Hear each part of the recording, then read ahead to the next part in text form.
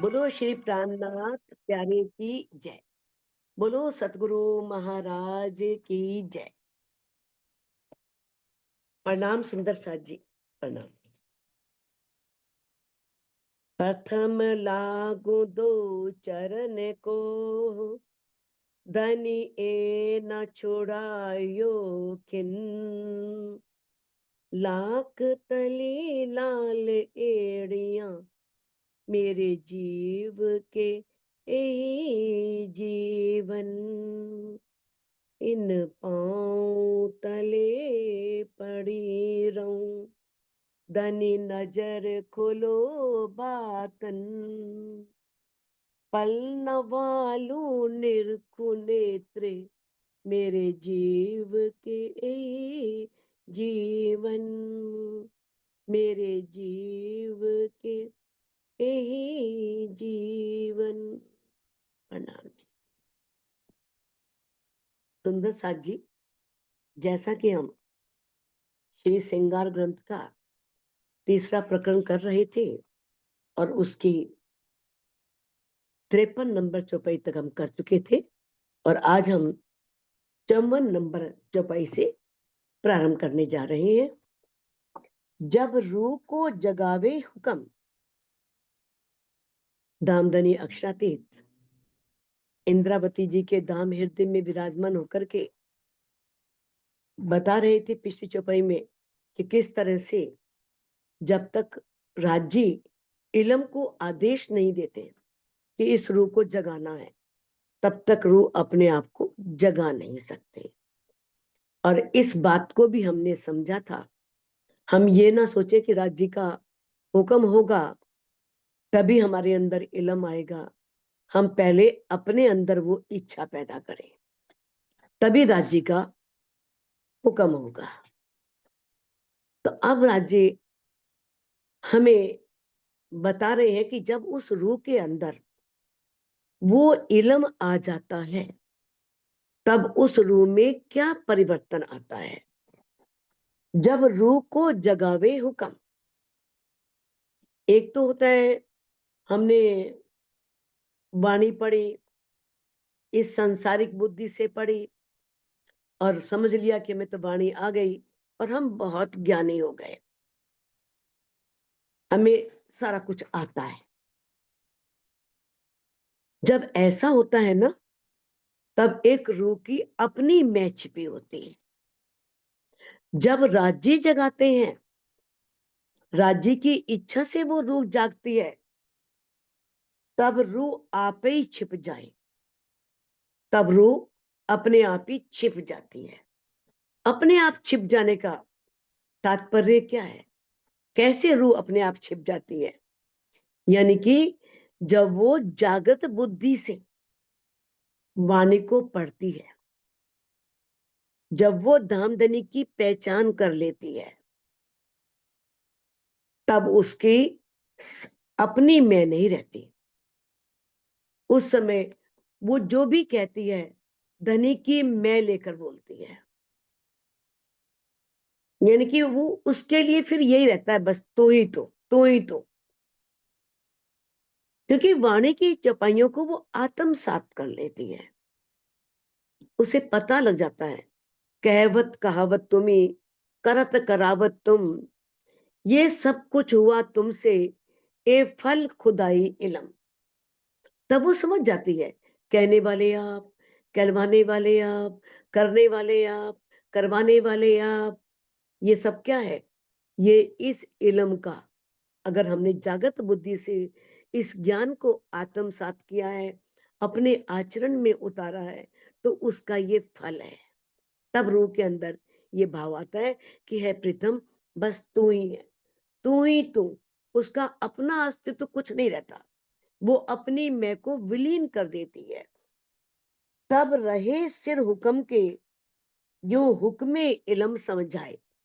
तब वो क्या करती है? वो राज्य के आदेश से, ठीक है, जैसे राज्य की इच्छा होगी, जैसे राज्य चाहेंगे, तो वो उसे जब ब्रह्मानी का ये सब ज्ञान होता है, यूँ हुक्मे इल्म समझाए। इस तरह से राज्य की हुक्म से ही उसकी उनकी इच्छा से ही इल्म ये बात समझाता है कि ये सब राज्य के ऊपर ही है।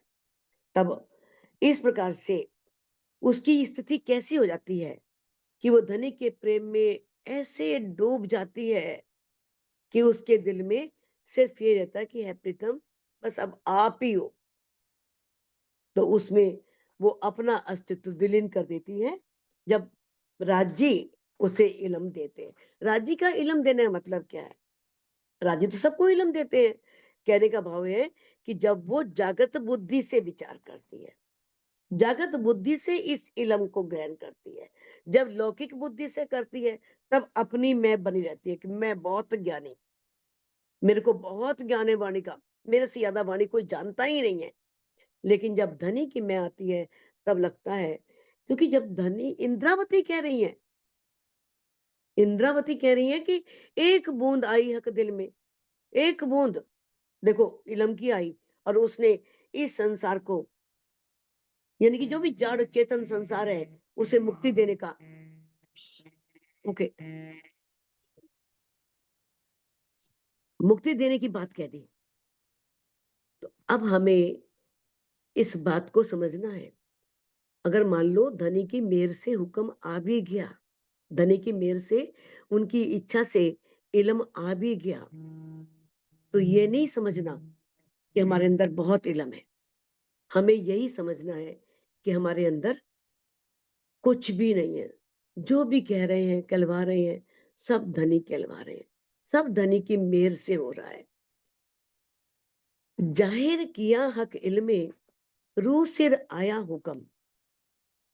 जाहिर किया हक इल्मे, अब राज्य के इल्म ने ये सब बात स्पष्ट कर दी कि किस तरह से एक रूह के सिर पर, किस प्रकार से एक रूह को उत्तरदायित्व मिला, उसे आदेश हुआ।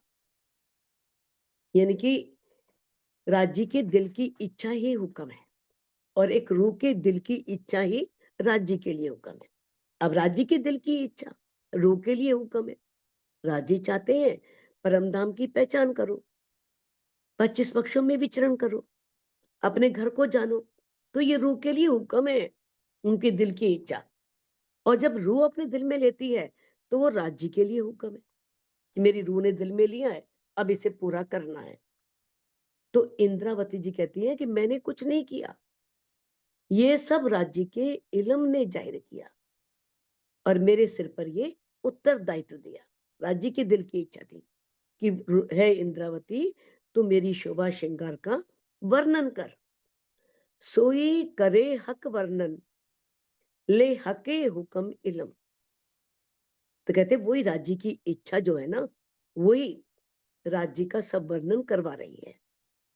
ले हके हुक्म इल्म, क्यों राज्य की इच्छा से ही मैंने ये इल्म ग्रहण किया। राज्य की इच्छा से ही मैंने राज्य के नक्शे शिक की शोभा का, श्रृंगार का वर्णन किया। वरना मेरी कोई सामर्थ्य नहीं है कि मैं उसका, उनका, उनके सौंदर्य का, शोभा का, परम धाम का, अक्षरातीत के बारे में कुछ भी वर्णन कर सकूं। हुक्मे बेशक इल्म, हुक्मे जोश इश्क। वो कहती है मेरे पास, मेरा कुछ नहीं है, सब धनी की इच्छा से। इंद्रावती जी कहती है हुक्मे, उनके हुक्म से ही, उनकी इच्छा से ही मुझे ये बेशकी इल्म मिला, जिसमें कोई शक नहीं, कोई संदेह नहीं। ऐसा ये ज्ञान धनी ने मुझे दिया, और उनकी इच्छा से ही मेरे अंदर जोश आया, इश्क आया। मेहर निस्बत मिलाए के वर्णन करे अर्ज हक। और फिर धनी की मेहर से मुझे अपनी निस्बत की पहचान हुई कि मेरा उस प्राण वल्लभ से, अक्षरातीत से अनादि संबंध है, मेरा उनका मूल संबंध है। तो इन सब ने मिलकर के राज्य की इच्छा से इल्म, जोश, इश्क, निस्बत, ये सब पहचान हो जाने पर वर्णन करे अरसक, इन सब ने मेरी आत्मा के द्वारा, मेरी रूह के द्वारा उस परम धाम के जो अचरातीत हैं, उनकी शोभा का वर्णन किया किया गया। यानी कि उन सबकी मेहर से, धनी की मेहर से। क्योंकि मेहर भी धनी है। उनकी मेहर से ही इश्क आता है, उनकी मेहर से ही इल्म आता है, उनकी मेहर से ही निस्बत की पहचान होती है। तो इंद्रावती जी कहती हैं कि किस तरह से ज्ञान, प्रेम, जोश, आवेश, मूल संबंध की सब पहचान धनी की मेहर से होती है। और फिर किस तरह से जब पहचान होती है तो एक जीव जो उसका संसार में एक रूह का जीव भाव होता है, जो जीव भाव में जी रही होती है, तो उस जीव भाव से हट करके आत्मा अपने मूल तन एवं युगल स्वरूप का दर्शन कर लेती है। मूल तन का मतलब अपनी परात्म को देख लेती है और धामधनी के स्वरूप का भी दर्शन करती है। ये सब निस्बत से ही होता है, धनी की संबंध से ही। एही आशिक करे वर्णन और आशिके सुने इत। कहते कहना बड़ा आसान है, रूहें अपने आप को आशिक कह तो देती हैं, लेकिन जो वास्तव में आशिक है, जो आशिक की परिभाषा जानती हैं, आशिक की परिभाषा होती है माशूक के ऊपर सर्वस्व समर्पण कर देना, माशूक की हर इच्छा को पूरी करना।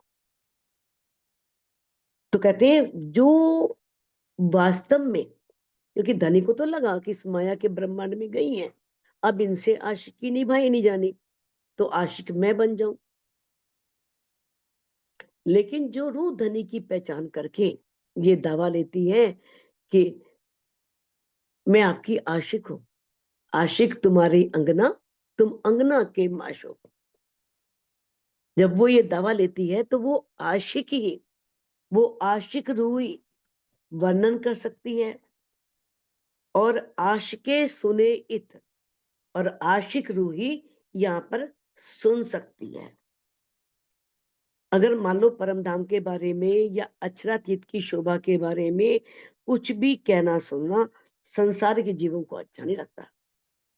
संसारिक जीव सुन तो लेंगे लेकिन कुछ उन्हें रुचिकर नहीं लगेगा, उन्हें अच्छा नहीं लगेगा, वो उस शोभा में डूब नहीं सकते। यानी कि सुन लेंगे लेकिन हाँ अच्छा था, लेकिन उसे गहराई से नहीं लेंगे। कौन लेगी? एक आशिक रूह लेगी, जिसे धनी से बहुत प्रेम है, जो अपने धनी को रिझाना चाहती है, धनी की हर इच्छा को पूरा करना चाहती है। परम धाम में तो राज्य हमारी सब इच्छाओं को पूरी करते हैं, लेकिन अब इस माया के ब्रह्मांड में आए हैं तो वो चाह रहे हैं कि रूहों अब तुम मेरी इच्छा पूरी करो। मैं चाहता हूं कि अपने घर की पहचान करके, मेरी पहचान करके, अपनी पहचान करके परम धाम में वापस आ जाओ। तो कहते हैं एक कहवे लेवे मोमिन, ये कहना भी एक मोमिन के बस की बात है, लेना भी मोमिन के बस की बात है। ना हर कोई कह सकता है, ना हर कोई ले सकता है। या फिर कौन कह सकता है?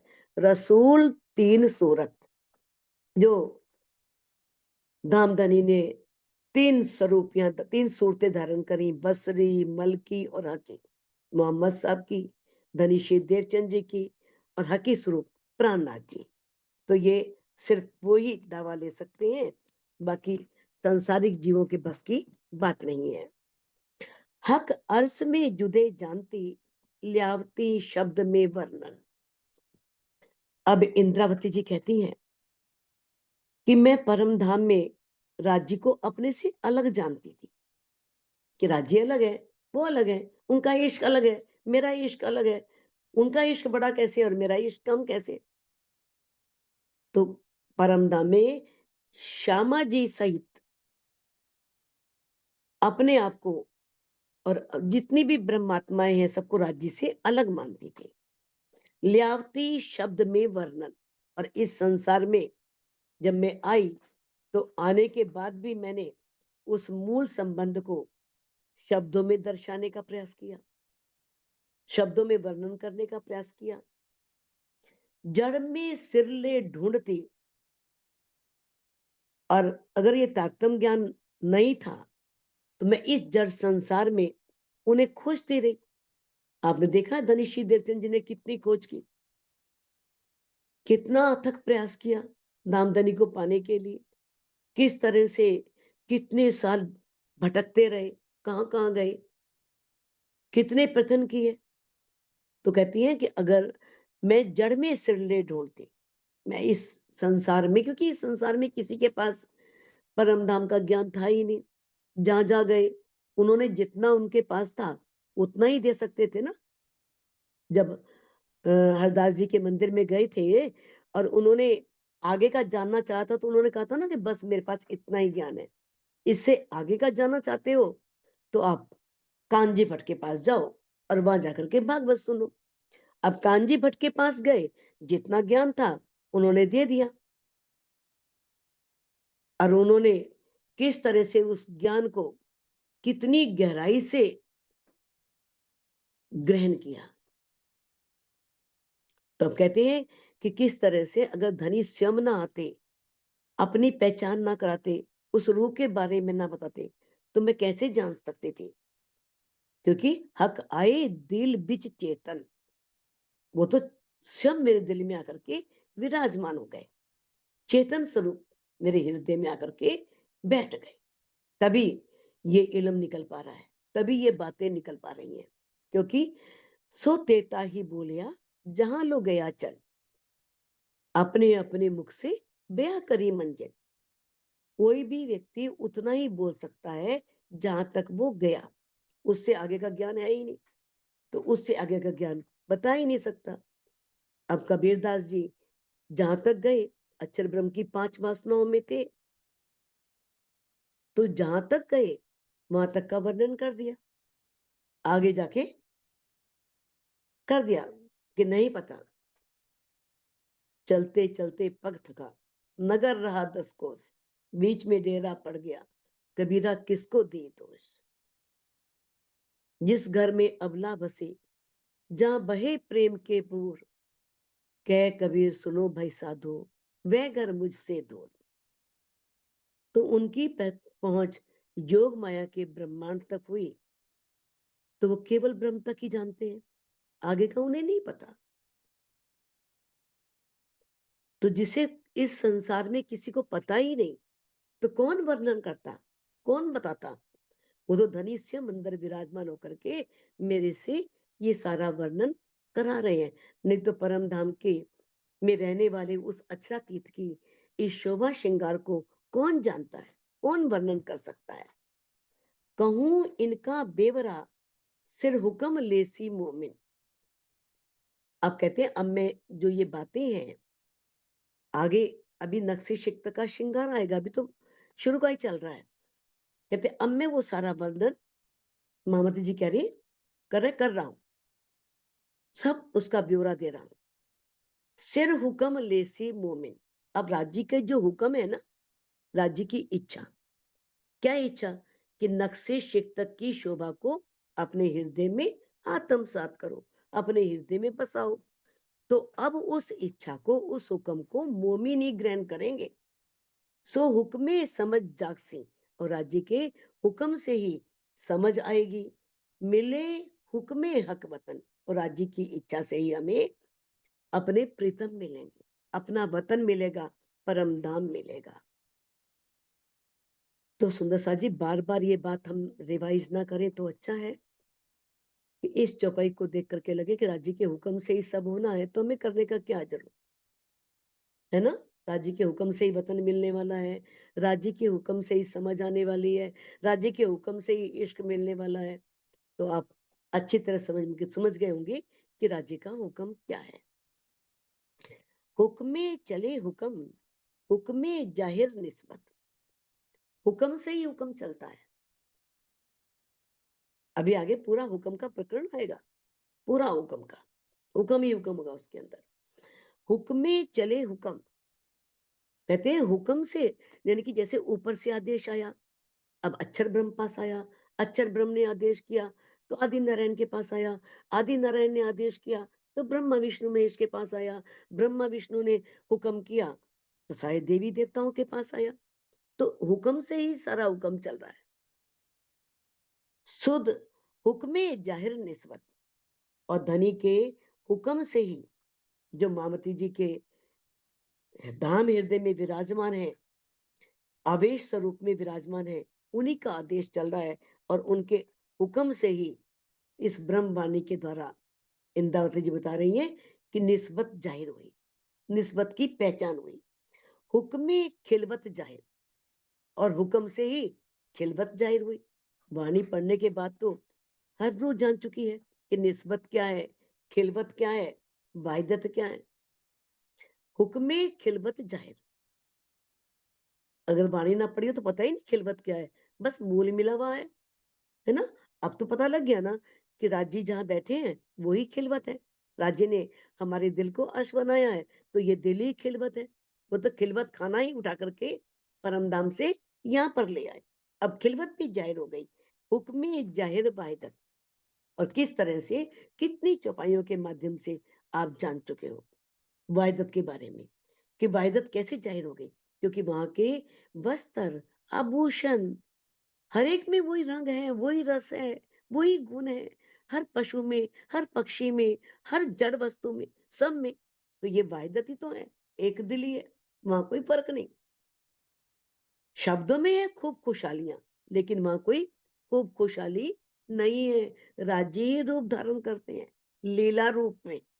तो ये बातें सारी वाणी के द्वारा प्रकट हुई, वाणी के द्वारा पता लगा। हुक्मे दिल में रोशनी, सुध हुक्मे अर्स नूर। अब धनी के हुक्म से ही, उनकी आदेश से ही ब्रह्मवाणी के ज्ञान का प्रकाश हुआ।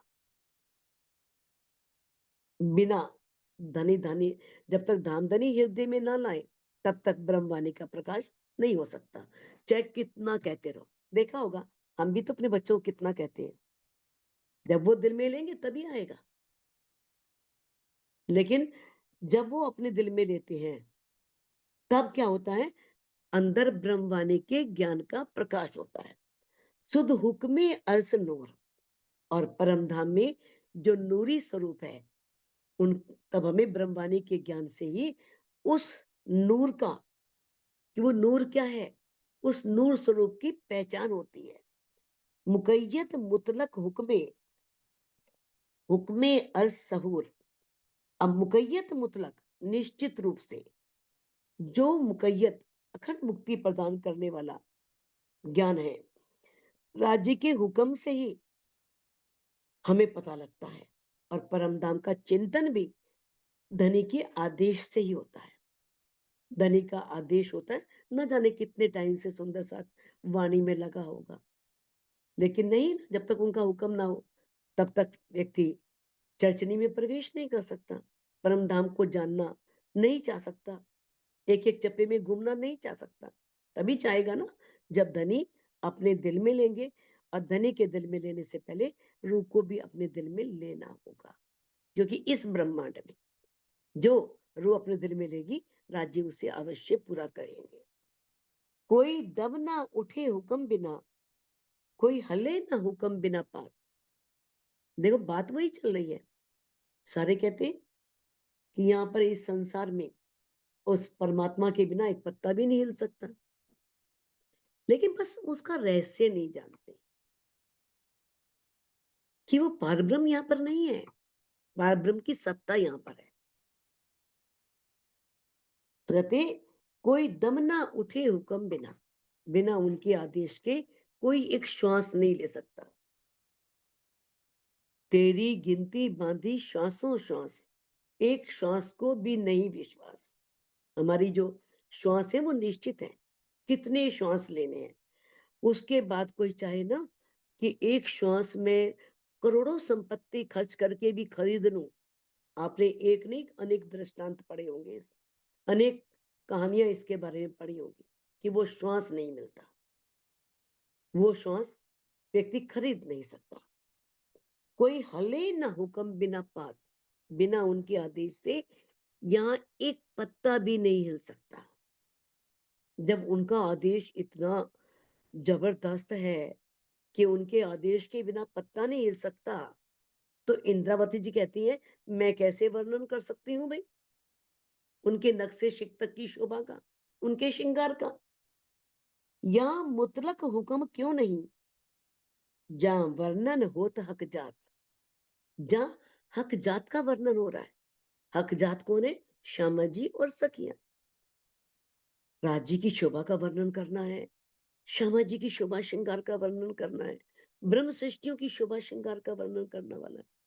जब अक्षरातीत इतने शक्तिशाली हैं, सर्वशक्तिमान है, कि उनके हुक्म के बिना एक पत्ता नहीं हिलता, तो इस तरह से धनी ही चाह रहे हैं, तभी ये सब हो रहा है। क्योंकि मुतलक हुक्म, मुतलक मैंने जो ऊपर से आने वाला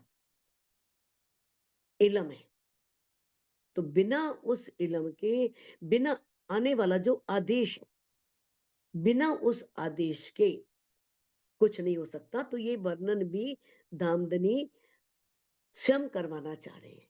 मामती जी के धाम हृदय में राजी श्यामा जी, राजी विराजमान है, और वो किस तरह से सुंदर साथ का श्यामा जी का सारा वर्णन खुद करवाना चाह रहे हैं, तभी हो पा रहा है, वरना किसी की सामर्थ्य नहीं कि उनकी शोभा श्रृंगार का वर्णन कर सके।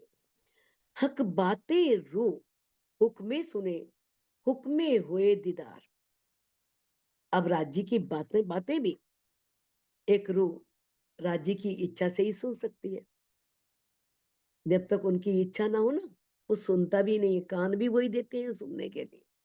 देखा है ना कि किस तरह से चर्चा तो बहुत लोग सुनते हैं, हजारों की संख्या में लोग चर्चा सुन रहे होते हैं, लेकिन आत्मसात करने वाले उसमें से 50-60 ही होते हैं जो गहराई से उस चर्चा को ले रहे होते हैं। तो बिना उनके हुक्म के सुना भी नहीं जा सकता। हुक्मे हुए दीदार, राज्य के हुक्म से ही दीदार होता है, तभी धनी का साक्षात्कार होता है। हुक्मे इलम आखिरी, ये राज्य के हुक्म से ही, उनके आदेश से ही ये आखिरी इलम जाहिर हो रहा है। आखिरी इलम कौन सा है? निज बुद्धि का, जो धामधनी ने अपनी निज बुद्धि का प्रकाश किया इन 4 ग्रंथों में, सागर, श्रृंगार, खिलवत और परिक्रमा। तो ये जो आखिरी इलम है ना, ये आखिरी इलम का ज्ञान भी धनी के आदेश से हो रहा है। तो इस प्रकार से राज्य के हुक्म के द्वारा ही निराकार का, फिर बेहद से परे अखंड परम धाम का, हद पार बेहद है, बेहद पार अच्चर, अच्चर पार वतन है, जागिए इन घर, ये ज्ञान मिलता है। बना उनके हुक्म के ये ज्ञान नहीं मिलता। नहीं तो हद के जीवड़े हद में ही रहना चाहते हैं, हद में ही, इस क्षर ब्रह्मांड में इसे ही सत्य मानते हैं, इसी में डूबे रहते हैं और इसी में खोए रहते हैं। ए वर्णन होत सब हुक्मे, आया हुक्मे बेशक इलम। अब जो ये वर्णन हो रहा है, इंद्रावती जी कह रही है, उनके श्रृंगार का वर्णन, ये उनके आदेश से ही हो रहा है, और उनके आदेश से ही ये बेशक इलम आया है। बेशक इलम, संशय रहित ज्ञान, क्योंकि आज तक कोई भी इस ज्ञान को प्राप्त नहीं कर पाया था, हमेशा संशय रहा। कहते ना, विद्यन्ते हृदय ग्रंथि छिद्यन्ते सर्व संशया, क्षीयन्ते च अस्य कर्माणि तस तस दृष्टे तस्मिन पारावरे। जब वो पारब्रह्म दिखता है, वो पारावार, वो जो सबसे आगे है, परे है, परम धाम में विराजमान है, उस समय क्या होता है, हृदय की सारी ग्रंथियां टूट जाती हैं। छिद्यन्ते सर्व संशय, सभी संशय मिट जाते हैं। कह तो दिया, वेदों में वर्णन कर दिया इसका, विद्यन्ते हृदय ग्रंथि, लेकिन वो ज्ञान तो नहीं आया जिससे हृदय की ग्रंथियां टूटे, सारे संदेह मिट जाए। बिना तारतम वाणी के किसी की हृदय की ग्रंथियां टूट नहीं सकती, खत्म नहीं हो सकती, गांठें खत्म नहीं हो सकती, संदेह मिट नहीं सकते। तो ऐसा बेशकी इल्म उनके हुक्म से आया, हुक्मी जोश इश्क सबे, और धनी के आदेश से ही उनका जोश आया, उनका प्रेम आया। जित हुक्म तित खसम, जहां हुक्म है वहां राजी है, जहां राजी का आदेश चल रहा है, जित हुक्म तित मेहर है, जहां राजी है वहीं उनकी मेहर होती है। तो इस तरह से मामती जी के हृदय में वो आवेश स्वरूप आकर के विराजमान हो गए, और वो ही इसका वर्णन करवा रहे हैं।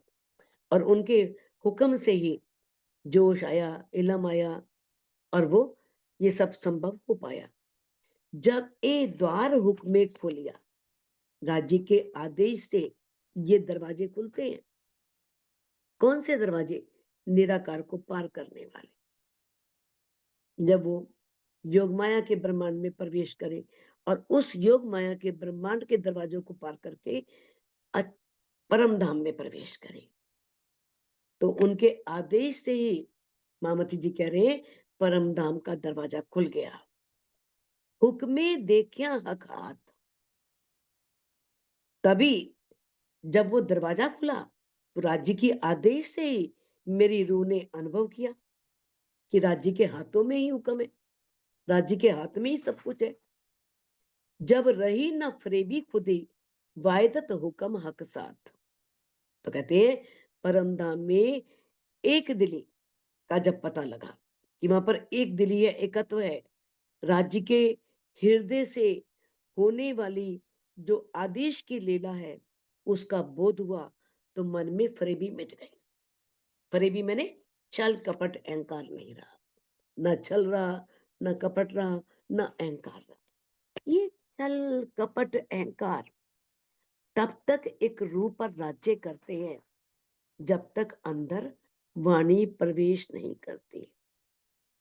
जैसे ही वाणी प्रवेश करती है, वहां छल कपट अहंकार रह ही नहीं सकते, फिर वहां उनका स्थान ही नहीं होता, उन्हें उस स्थान को छोड़ करके बाहर जाना पड़ता।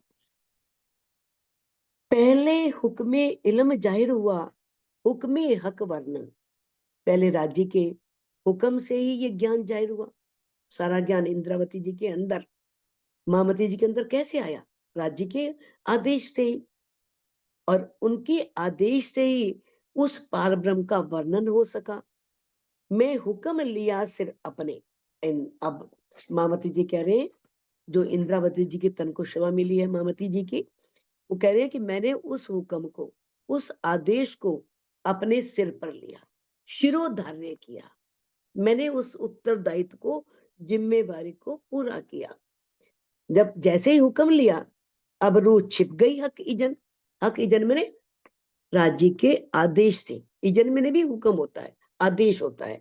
राज्य के आदेश से रूह छिप गई। रूह छिप गई यानी कि रूह का अपना अस्तित्व खत्म हो गया, रूह की अपनी मैं मिट गई कि ठीक है धनी, मैं तो कुछ नहीं हूं, जो आप कर रहे हो करवाओ, जो जानो त्यों करो, धनी तुम्हारी मैं।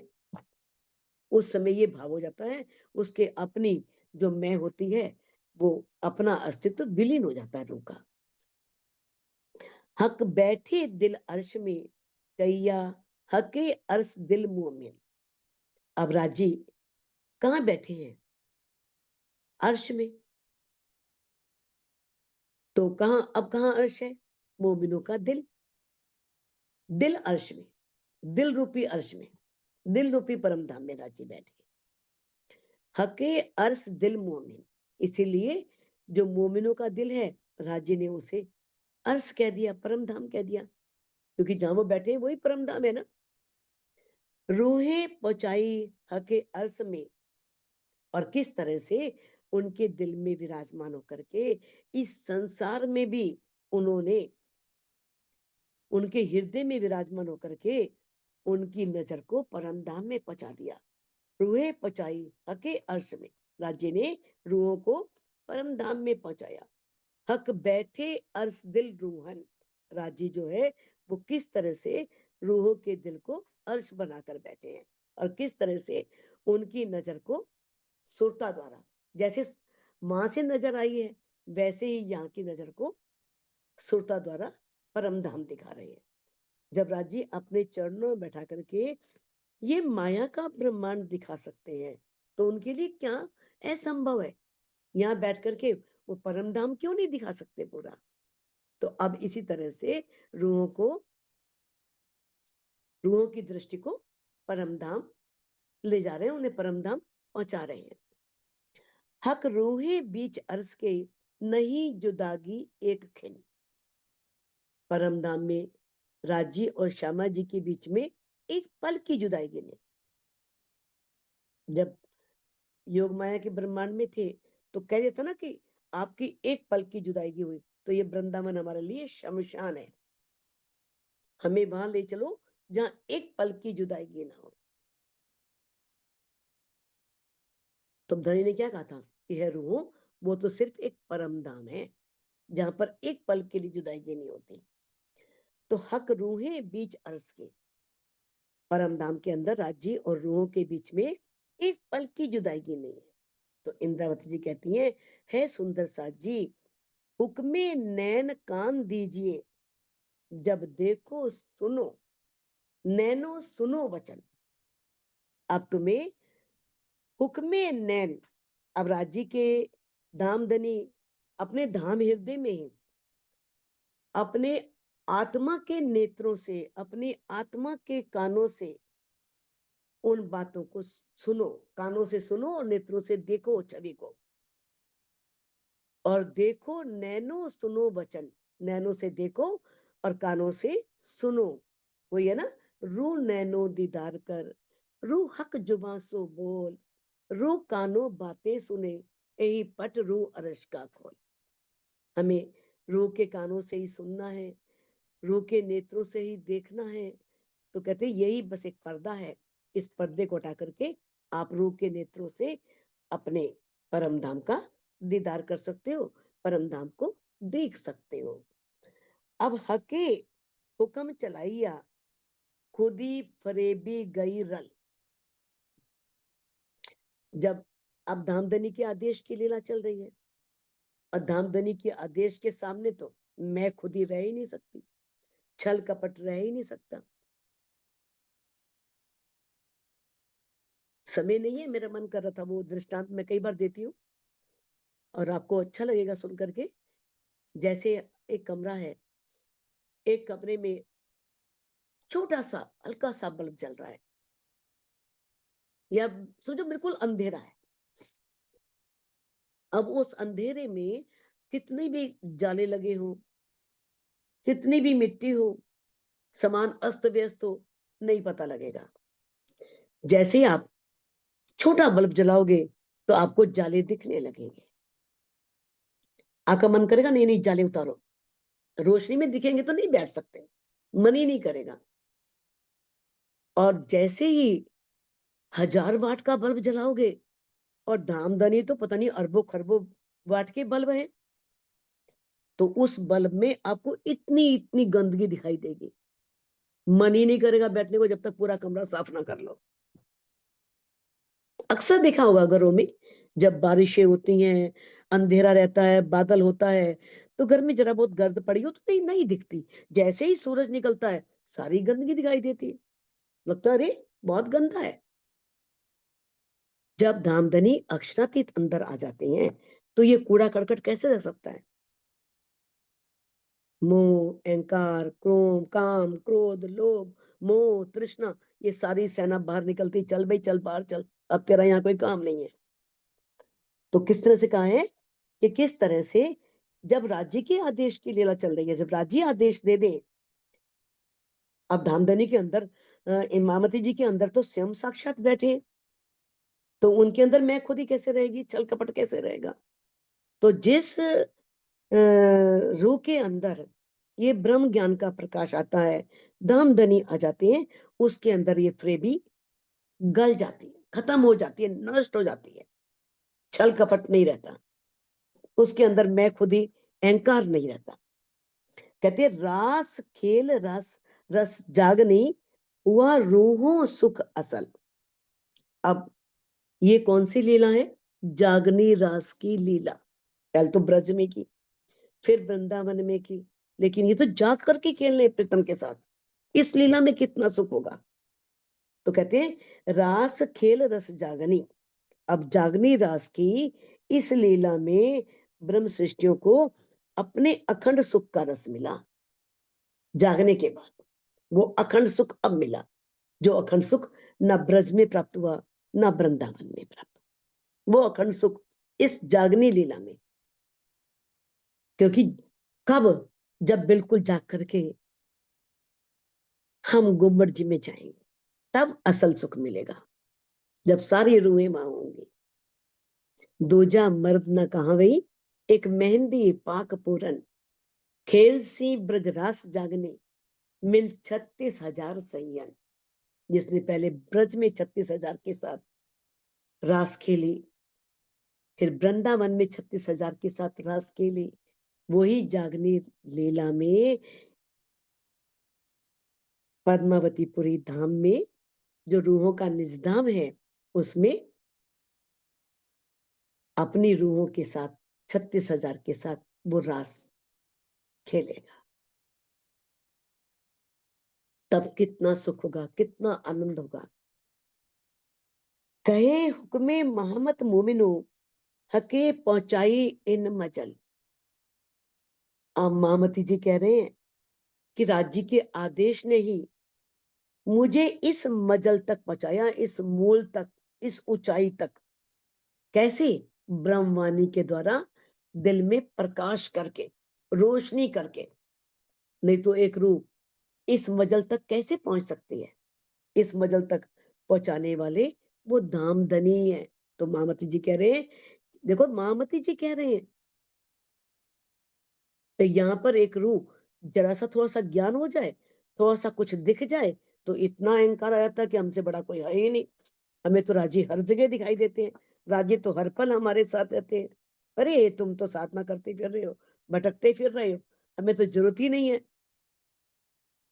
तो कहते हैं किस तरह से, अब महामती जी कह रहे हैं कि अगर इसमें इस शिखर तक पहुंची भी हूं ना, मुझे निस्बत की पहचान हुई, मुझे मूल तक पहुंचाने वाले, इस मंजिल तक पहुंचाने वाले धामधनी है। कहे शास्त्र नहीं तरलोक में, सो हक बैठे रूहों बीच दिल। देखो उनका कितना, महामती जी का हुआ है कि विनम्रता की प्रकाष्ठा। वो ये नहीं कह रही हक बैठे मेरे बीच दिल, रूहों बीच दिल। अब कहते हैं कि शास्त्रों ने उस पारब्रह्म के विषय में कह दिया कि वो इस सपनमयी ब्रह्मांड में नहीं है, पृथ्वीलोक पर या त्रिलोक में कहीं पर भी नहीं है। कहते हैं कहे शास्त्र नहीं त्रिलोक में। शास्त्र कहते हैं वो त्रिलोक में नहीं है। त्रिलोक यानी कि स्वर्ग, पृथ्वी, वैकुंठ, 14 लोक इसके अंदर आ गए। सो हक बैठे रूहों बीच दिल। और वो पार ब्रह्म जिसे कोई पा नहीं सका, जिसे कोई जान नहीं सका, वो पार ब्रह्म आकर के हम रूहों के दिल में आके बैठ गए हैं। तो कितनी बड़ी बात है। मामती जी हमें समझा रहे हैं कि है रूहों जागो। वो पार ब्रह्म जिसके बारे में किसी को ज्ञान नहीं था, जो कोई उनके बारे में जान नहीं पाया था, वो अब तुम्हारे धाम हृदय में आकर के विराजमान हो गए हैं। तो सुंदर साथ जी इस चौपाई को अनम्यूट करके आप दोहरा सकते हैं। कहे हुक्मे मोहम्मद मोमिनो, कहे हुक्मे मोमिनो, हके पहुंचाई इन मजल,